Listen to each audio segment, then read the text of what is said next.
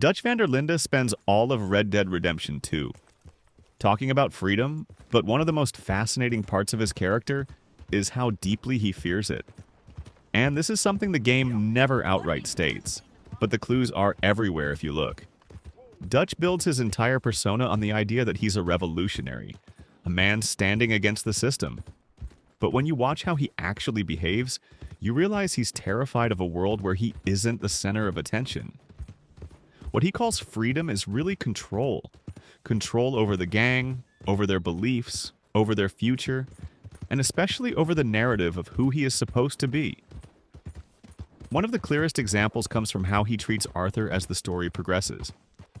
Early on, Dutch values Arthur genuinely. He trusts him, listens to him, even confides in him. But as soon as Arthur begins questioning him when he stops feeding Dutch's ego, Dutch cuts him off emotionally. It's not because Arthur is wrong, it's because Arthur threatens the version of Dutch that Dutch wants everyone to believe in. The collapse of Dutch's ideals doesn't start with the Blackwater Massacre. It starts the moment someone he respects stops believing the story he's been telling. Another detail players often overlook is how Dutch's speeches become more dramatic, as his plans become less grounded in reality. When the gang is thriving early in the game, Dutch barely gives speeches at all. He doesn't need to. The gang trusts him naturally. It's only once everything starts slipping away, once Cornwall, the Pinkertons, and his own poor decisions back him into a corner, that he starts performing. His speeches become longer, louder, more poetic, as if he's trying to convince himself more than anyone else. Dutch starts relying on theatrics because he can no longer rely on results. And then there's Dutch's growing obsession with betrayal. Throughout the game, he repeats one line more than any other. You have to have faith. To Dutch, faith means unconditional loyalty. But the twist is that Dutch himself is the one who betrays the gang long before anyone betrays him. He betrays Hosea by abandoning the gang's principles. He betrays Arthur by refusing to listen when Arthur is trying to save everyone.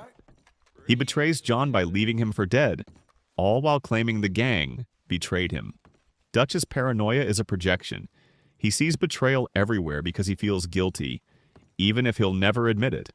A crucial but quiet turning point is his interaction with eagle flies near the end of the game. Dutch uses eagle flies the same way he uses his own gang. He promises hope, then sends a young man into danger for his own benefit. Dutch talks about wanting a life where no one controls anyone, but he consistently manipulates the most vulnerable people around him. His downfall isn't caused by external enemies. It's caused by the fact that he cannot exist without followers. The world Dutch claims to want is a world he wouldn't survive in. Finally, one of the most powerful pieces of Dutch's story comes after Arthur's death, when Dutch shows up again in Beaver Hollow during the epilogue. He doesn't give a speech. He doesn't rant about dreams or plans.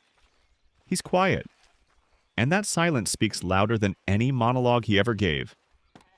By that point, Dutch knows he destroyed everything he claimed to love. His gang is gone. Hosea is dead. Arthur is dead. John wants nothing to do with him. And the dream he fought for was never real in the first place. Dutch isn't a villain because he's evil. He's a villain because he cannot let go of the idea that he is the hero of his own story. In the end, Dutch is the perfect tragedy of Red Dead Redemption 2. A man who fought the world only to realize he never knew who he was without someone fighting beside him.